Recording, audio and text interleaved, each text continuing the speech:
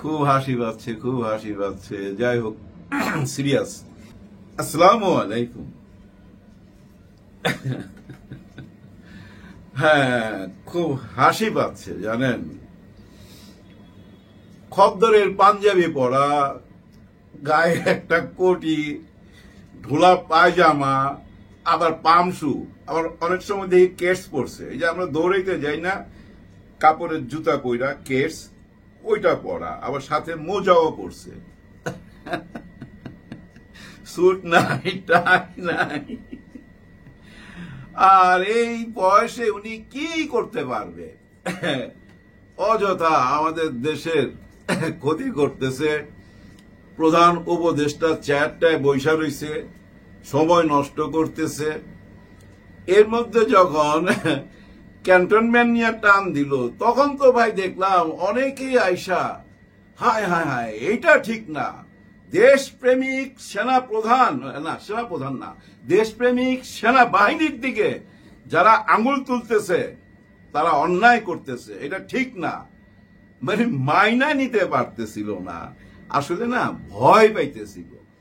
যদি ওরা কু করে, তখন এই টকশো গুলোর মধ্যে যারা যারা তাদের পক্ষে কথা বলছে তারা নিরাপদ, আর যারা ওনাদের বিপক্ষে কথা বলছে তাদেরকে গান পয়েন্টে নিয়ে আবার ঢুকাইব।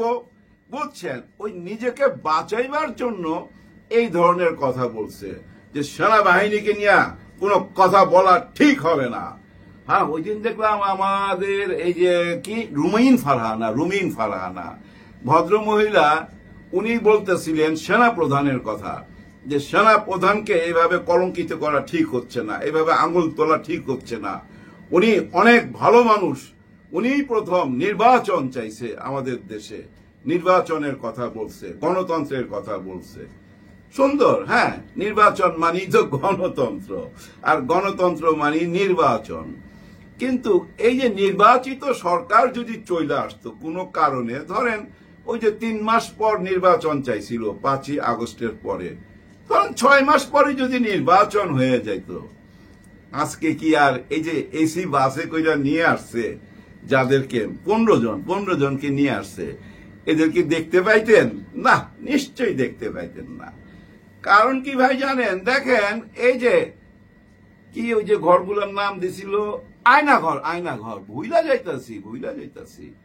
ওই যে আয়নাঘর দেখতে গেল আমাদের ডক্টর ইনুস স্যার, তখন ওনার সঙ্গে অনেকেই ছিল, কিন্তু যার এলাকায় গেল, যার বাড়িতে গেল, উনি কোথায়? হ্যাঁ, ওই এলাকাটা তো আমাদের সেনা প্রধানের, তাই না? ক্যান্টনমেন্ট।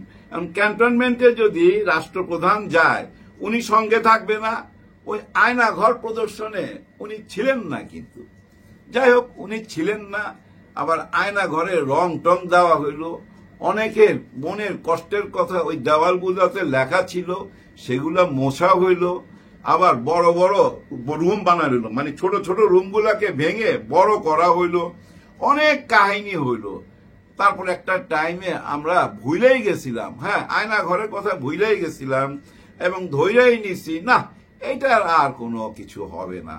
কারণ আমাদের সেনা প্রধান একটা কথা বলছিল না, ওই যে full stop, enough is enough বলছিল না? হ্যাঁ, বলার পর থেকে কিন্তু আমরা ধৈর্যই নিছি, এইটা নিয়ে আর কথা বলা যাবে না, এটা নিয়ে কথা বললে বিপদ। হ্যাঁ, এই যে প্রায় তো শুনতাম, আমি তো প্রায় আমার মনে হয় সপ্তাহে 2 বার করে শুনতাম কু হচ্ছে। বিদেশ থেকে এবং দেশ থেকে অনেকেই ভাই এই কুর কথা বলতো, যে সেনা প্রধান ক্ষমতা নিয়ে নিচ্ছে। ভয় লাগতো ভাই, হ্যাঁ ভয় লাগতো, কারণ বুঝিনি তো ভাই, জীবনের মায়া আছে না একটা। শেষ বয়সে আয়না ঘরে কাটাইতে চায় কে বলেন? যাই হোক, ওই আয়না ঘরের যে বিচার একদিন হবে, এটা কিন্তু আমরা বুঝতে পারি নাই। কিন্তু ওই যে একজন রিসেট বাটনে চাপ দেবার কথা বলছিল না বিবিসির ইন্টারভিউতে, ঠিক ওই একই জায়গায় আছে, রিসেট বাটনে চাপ দিছে। তো রিসেট বাটনে চাপ না দিলে এরকম ঘটনা ঘটতে পারে? আরে এরকম ঘটনা তো ভাই পাকিস্তান, ইন্ডিয়া, আমার মনে হয় উপমহাদেশে খুঁজলে এই ঘটনা পাবেন না। আর্মির ভিতরে ওনারা ডিজিএফআই তে চাকরি করত, অনেকে আবার র্যাবেও ছিল, অনেক পদে ছিল, অনেক জায়গায় ছিল, কোথায় ছিল জানি না। আমরা সাধারণ মানুষ কি মনে করি ওনারা আর্মি মিলিটারি, এটাই তো বলি, সাধারণ লোক মিলিটারি বলে, আর্মি আর মিলিটারি এই নামই চিনি। এখন দোষ করছে 15 জন, সবাইকে তো আর দোষী করা যাবে না, তাই না? এখন দেখেন এখানে আজকে 15 জন আত্মসমর্পণ করছে, এরা আগেই গ্রেফতার হয়েছে, আর্মির হেফাজতে ছিল, আজকে থেকে ওরা আইনের আওতায় চলে আসলো। আবার নভেম্বরের 20 তারিখে ওনাদেরকে আবার এসি গাড়িতে কইরা ওই ক্যান্টনমেন্টের সাব জেলে পাঠাবে না কোথায় পাঠাবে সেটা সময় বইলা দিবে। ধীরে ধীরে ধীরে ধীরে খেলতে হয়। হ্যাঁ ভাই, ওই যে বর্ষিতে মাছ আটকাইলে একবার বলছিলাম না, সুতা ছাড়তে হয়, তারপরে মাছটা কাহিল হইলে ধীরে ধীরে টেনে আনতে হয়, ধীরে ধীরে। কে বলে? বনিয়ামিন সাহেব। ওই ধীরে ধীরে টেনে আনতেছে, আসতেই হবে, কেউ ছাড় পাবে না ভাই, কেউ ছাড় পাবে না। আপনাদের মনে আছে ওই যে এয়ারপোর্টে আটকায় দিল সোহেল তাজ, অনেকে বডি তাজ বলে। বডি তাজ কেন বলে? ওই যে একটা ব্যাচেলার নামে নাটক আছে না, ওইখানে একটা ক্যারেক্টার আছে, ও বডি বিল্ডিং করে, ওর নাম বডি তাজ, ওইখান থেকে আইছে এই বডি তাজ। সোহেল তাজকে বডি তাজ বলে। এই সোহেল তাজ দেখেন ডক্টর ইউনূস স্যারের সাথে দেখা করছে, ওনার বোনও গেছে, সেদিন খুব হাসি খুশি একটা ভিডিও আমরা দেখছি।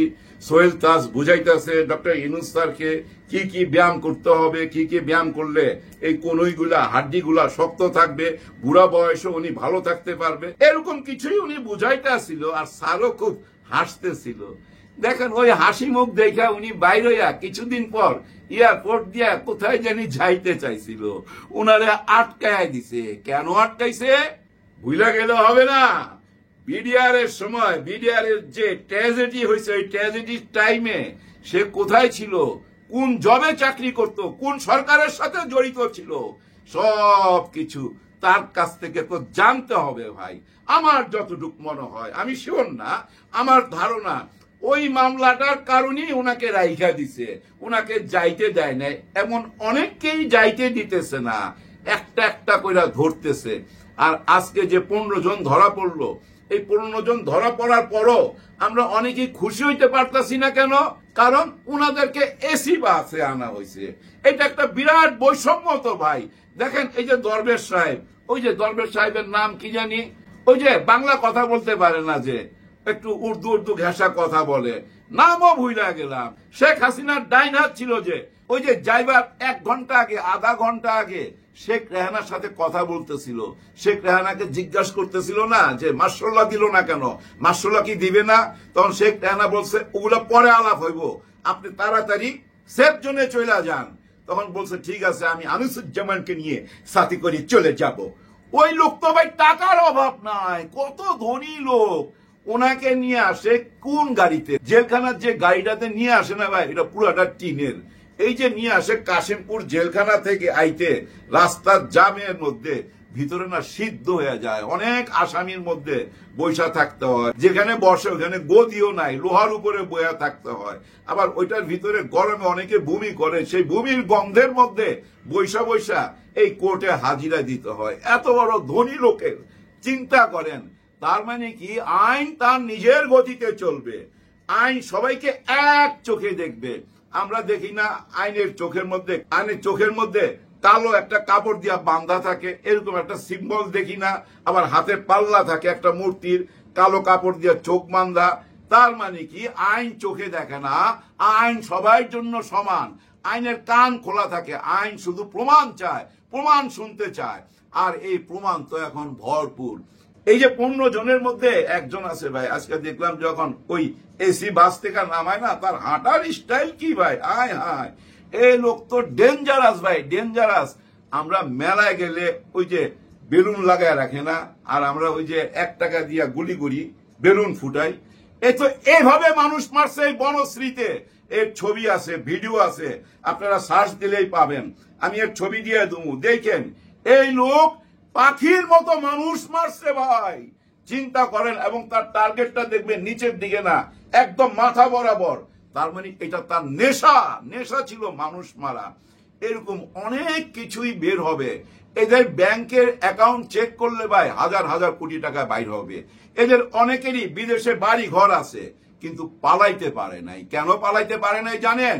এটা জালের মধ্যে তো আগেই আটকা পড়ে গেছে, বসি দিয়ে তো গোপনে আগেই গাইটা ফেলাইছে। প্রকাশ করা হয় নাই, বলা হয় নাই, আমাদেরকে জানতে দেওয়া হয় নাই।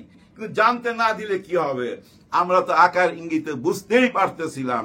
দেখেন ভাই ব্রাদার, আমি প্রথম থেকে এই পর্যন্ত আপনারা খেয়াল করলে দেখতে পাবেন আমি ডক্টর মোহাম্মদ ইউনূস স্যারকে অনেক সাপোর্ট করি, কারণ আমার এটা ব্যক্তিগত শ্রদ্ধা।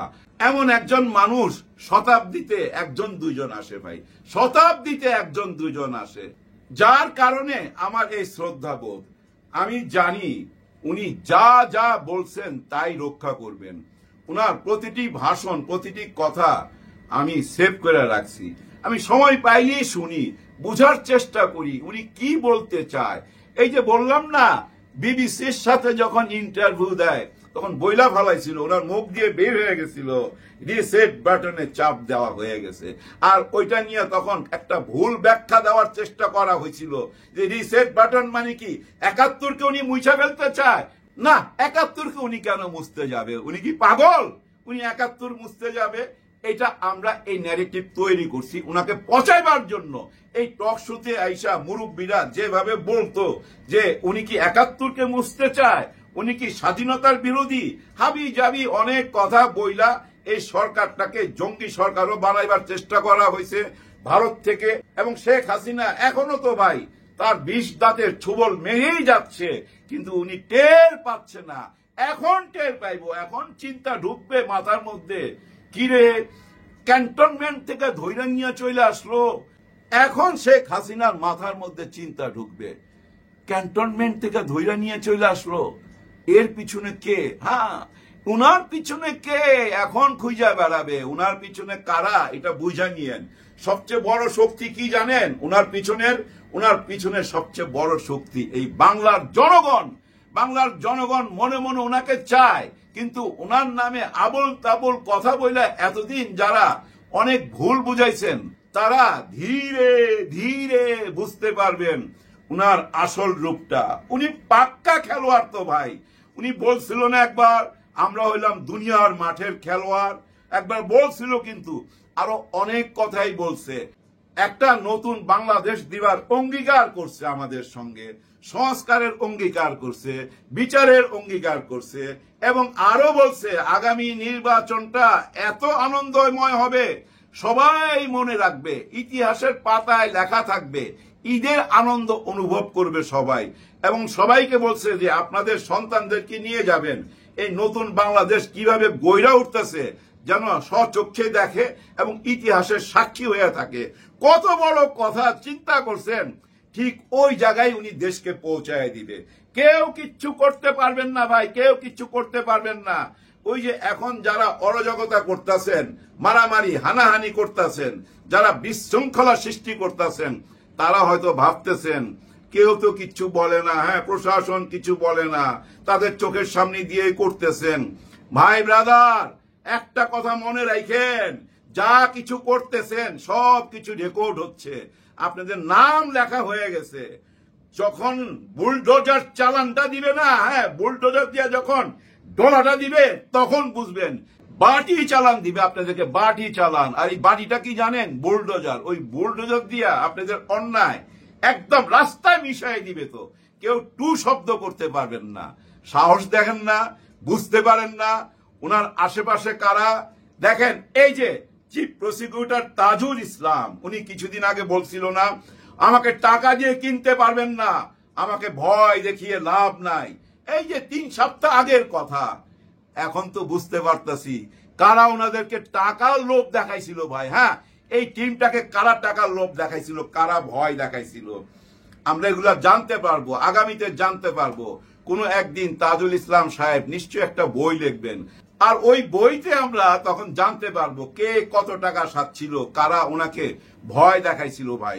উনার বুকের পাটাটা এত বড় ভাই, এত বড়। এরকম একজন আইনবিদ এই অপরাধ বিচার ট্রাইব্যুনালে পাওয়া ভাগ্যের ব্যাপার ভাই। এই অপরাধ বিচার ট্রাইব্যুনাল যখন শুরু হবে তখন বারবার আমাদেরকে টিভি পর্দায় দেখাচ্ছিল না, কাঠ দিয়ে কাজ হচ্ছে, এসি লাগাইতেছে, আবার আসিফ নজরুল সাহেব 2 বার যায় ঘুরে আসলো। তখন কিন্তু সব দল থেকেই কিছু আইনি লোক নিতে চাইছিল, আইনিবিদদেরকে ডাকছিল যে আপনারা আসেন অপরাধ বিচার ট্রাইব্যুনালের এই বিচারে। অনেকেই আসে নাই। তারপর দায়িত্ব পাইল এই তাজুল ইসলাম। দায়িত্ব পাওয়ার পর অনেকেই বলে উনি জামাতের লোক। আরে ভাই, জামাতকে যখন ফাঁসিতে ঝুলায় তখনও তো উনি ওই অপরাধ বিচার ট্রাইব্যুনালে ছিল না? কিন্তু তখন ওই অন্যায়গুলার প্রতিবাদ কইরাও উনি কিচ্ছু করতে পারে নাই, ওনার হাতে কিচ্ছু ছিল না, কারণ অপরাধীরা ছিল সংঘবদ্ধ। হ্যাঁ ভাই, এই দেশের আইন শৃঙ্খলা, পুলিশ বলেন, র্যাব বলেন, এই আর্মির কিছু অংশ, এদের একটাই কাজ বিরোধী দলকে দমন করা। হ্যাঁ, ওই যে ডিবি হারুনের কি কাজ ছিল? একটাই কাজ। এদের কি কাজ? এদের একটাই কাজ, সরকারের পক্ষ হইয়া বিরোধী দলকে দমন করা। যে যত দমন করতে পারবে তার প্রমোশন তত বেশি হবে। হ্যাঁ ভাই, একটা খুনের জন্য টাকাও দেওয়া হইতো, তো এরা টাকাও পাইতো, পুরস্কার পাইতো। দেখেন ভাই, আর্মি বলতেই মানুষের ভালোবাসা উপচা পড়ে। আর্মির উপরে মানুষের কত বিশ্বাস, কত ভরসা। সেই আর্মিকে যারা কলঙ্কিত করলো, যারা কলঙ্ক দিল, তাদের বিচারের কথা সামনে আসার সঙ্গে সঙ্গে অনেকের মাথা ব্যথা আরম্ভ হয়ে গেল। অনেকে বলা শুরু করলো এটা সেনাবাহিনীকে কলঙ্কিত করা হচ্ছে, ঘোড়ার ডিম করা হচ্ছে, সেনাবাহিনীকে দুধ দিয়া ধোয়ানো হচ্ছে। হ্যাঁ ভাই, পবিত্র করা হচ্ছে, সাপ মোচন করা হচ্ছে। এই কলঙ্ক নিয়ে সেনাবাহিনী থাকলে আগামীতে ভাই এরকম আরো 2000 না 10,000 আয়না ঘরের জন্ম নিবে। আবার ওরা কোন সরকারের সাথে হাত মিলায়া ওই বেগম পাড়ায় বাড়ি করবে, টাকা পয়সা কামাবে, আর মা বোনের বুক খালি করবে। এই তো কাজ। এটা কোনো কাজ হইতে পারে না। যার জন্য আর্মি সমালোচনা করতে হবে। যারা দোষ করছে, অন্যায় করছে, তাদেরকে বিচারের আওতায় আনতে হবে। ওই এসি বাস দিয়ে যদি নিয়ে যান, তাতে কি মনে হয় এইটুক রাস্তা এসি ছাড়া চলতে পারে না? তার মানে যেখানে ঘুমায়, যে সাব জেল বানাইছেন সেখানেও এসি আছে, তাই না ভাই? এটাই তো প্রমাণ করে এইটুক রাস্তায় এসি ছাড়া আইতে পারে না। তার মানে সুখেই আছে। দেখেন না কিভাবে সাফারি টাফারি বইরা হাইটা আসতেছিল, ভাবটা কি? হ্যাঁ, এরকম ভাব অনেকেরই দেখছি। ওই যে জুনায়েদ হাত তুলা জয় বাংলা করতো না, এখন মাথা নিচ কইরা হাঁটে। এই যে দরবেশ যার কথা বলছিলাম, নামটা তো এখনো মনে আসতেছি না, কিভাবে হাঁটতো, এখন এইভাবে হাঁটে। এরও দেখবেন এইভাবে হাঁটা বন্ধ হয়ে যাবে। আবার যখন নভেম্বরের 20 তারিখে আসবে না, তখন দেখবেন এরকম মাথা নিচু হয়ে যাবে। এদের হাতেও হাত করা আসবে ভাই, কেউ ঠেকাইতে পারবেন না। ওই যে স্লোলি আনতে হয় রাঘব বোয়ালদেরকে। ওই যে বর্ষি গাথা মাছের কাহিনীটা মনে করলেই বুঝতে পারবে। ডক্টর মোহাম্মদ ইউনূস স্যার ভাই পাক্কা খেলোয়াড়, উনি ছাড় দিবে না। এই দেশে যারা নির্বাচন করে আসছে এবং যারা বারবার বলছে জনগণই হলো এই দেশের শক্তি, এই দেশটা হলো জনগণের, তারা হলো জনগণের কর্মচারী, এ ধরনের কথা বলতো না। এইটার জন্য একটা ছোট্ট গল্প আছে, বইলা ভিডিওটা শেষ করব। এক ধনী লোকের গল্প শোনাই। উনি ব্যাচেলার, বিয়ে শাদী করে নাই, একা থাকে। বাড়িতে চাকর বাকর আছে, বিরাট বাড়ি, কিন্তু ওনার ব্যক্তিগত একজন আছে বিশ্বস্ত। তো তাকে বলছে যে তুই আমাকে প্রতিদিন 1 লিটার দুধ খাওয়াবি। এটা আমার ডাক্তারের পরামর্শ দিছে। ডাক্তার বলছে আমাকে দুধ খাইতে, 1 লিটার দুধ প্রতিদিন দিবি। ওকে, ও করে কি জানেন, 1/2 লিটার খাওয়ায় আর 1/2 লিটার পানি মিলায় আর 1/2 লিটার সে নিজে খায়া ফেলায়। বুঝছেন? এতে না তার একটু দুর্বল লাগে, শরীরটা আগের মতো আর চাঙ্গা হয়ে উঠতেছে না। এর মধ্যে আরেকজন চাকর এসে তার কানে বললো যে স্যার, আপনার শরীর তো ঠিক হবে না। কেন? যে আপনার দুধ তো অর্ধেক খায়া ফেলায় এই আপনার বিশ্বস্ত চাকর। তো বলিস কি? হ্যাঁ। তখন উনি করলো কি, আরেকজন বিশ্বস্ত চাকর আনলো ওই যে দুধ পাহারা দেওয়ার জন্য। ওকে বললো তুই ওকে পাহারা দিবি তো, ও আমাকে ঠিক মতো দুধ টুধ খাওয়ায় কিনা। এখন দেখেন ওই দুইজনে এক হয়ে গেল। এক হইয়া এই স্যারকে এখন ওই দুধটাকে 3 ভাগ করে। দুধটা 3 ভাগ কইরা 1 ভাগ দেয় ওই স্যারেরে খাইতে আর 2 ভাগ নিজেরা খায়া ফেলায়।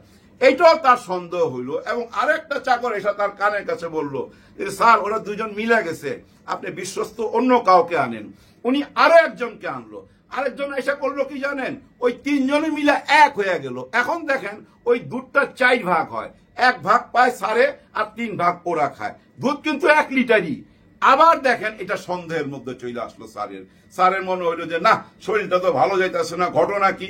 সে আরো একজনকে আনলো, বিশ্বস্ত, অতি বিশ্বস্ত, বললো তুই খেয়াল রাখবি এই 3 জনের দিকে। এখন দেখেন এই 3 জনের সাথে ওই যে অতি বিশ্বস্ত একজন আইছিল, সে 1 হয়ে গেল, ওরা 4 জন। দুধ কিন্তু 1 লিটারই। ওই 4 জনই করে কি জানেন, ওই 1 লিটার দুধ খায়া ফেলায়। আর পাতিলের মধ্যে যে সর লাইগা থাকে, ওই সরটা কাঁচায় আইনা স্যার যখন ঘুমায়া যায়, স্যারের মোষের মধ্যে লাগায় দেয়, এখানে এখানে লাগাই দিয়া চলে যায়। স্যার সকালবেলা ঘুম থেকে ওইটা বলে, কিরে আমার খিদা খিদা লাগতেছে, শরীরটা দুর্বল লাগতেছে, রাতে কি তোর আবার দুধ দাস নাই? ওরা 4 জনই তখন স্যারের 4 দিকে এসে দাঁড়াইছে। স্যার বলেন কি, আপনি দুধ খাওয়াইছি? আসলে স্যার আপনার বয়স হয়ে গেছে তো, এই জন্য মনে নাই। আরেকজন যা দৌড় দিয়া একটা আয়না নিয়ে আসছে, আয়না স্যারের মুখের সামনে দৌড়ছে যে স্যার দেখেন আপনি দুধ খাইছেন, ওই যে আপনার মুখের মধ্যে লাইগা রয়েছে। স্যার দেখে যে হ্যাঁ, মুখের মধ্যে তো লাইগা রয়েছে, ঠিকই তো আমি দুধ খাইছি।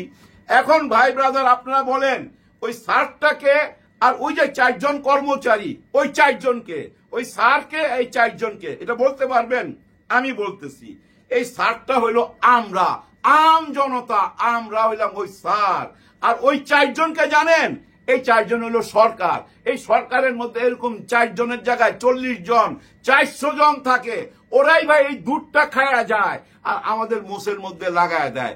আবার যখন নির্বাচন আসে, তখন আয়না ধরে আমাদের সামনে বলে, এই যে দেখেন আপনার মোষের মধ্যে দুধ লাইগা রয়েছে, আপনারা হলেন জনগণ, আপনারা সবচেয়ে শক্তিশালী, আপনারাই হলেন এই দেশের মালিক, এই যে আপনারা দুধ খাইছেন, মোষের মধ্যে দুধ লাইগা রয়েছে, ওই দুধ দেখা দেয় প্রতি 5 বছর পর পর।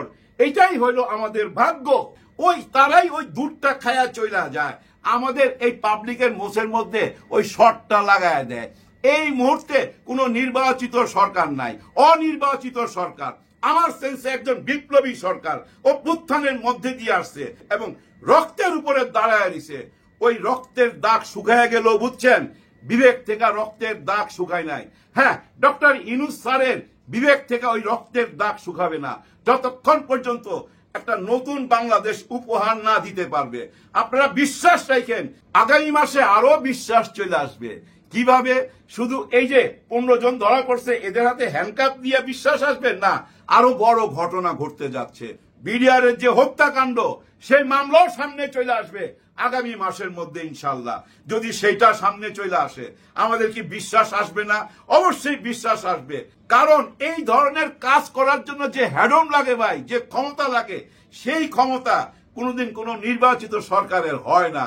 কারণ তারা ভয় পায় বাম দিকের ওই যে আমাদের পার্শ্ববর্তী দেশ, আবার ভয় পায় বিভিন্ন বড় বড় দেশকে। হ্যাঁ হ্যাঁ, ওরা না কি মনে করে, ওরা অনেক কিছু চিন্তা কইরা, ব্যালেন্স কইরা, মধ্যপন্থী হইয়া দেশ চালাইতে চায়। কিন্তু বর্তমান সরকার না মধ্যপন্থী, না ডাইনপন্থী, না বামপন্থী, উনি হচ্ছে ন্যায়ের পন্থী। এই ন্যায়ের পথেই দেশটাকে নিয়ে যাচ্ছে। সবার জন্য সবাই দোয়া করবেন। আল্লাহ হাফেজ।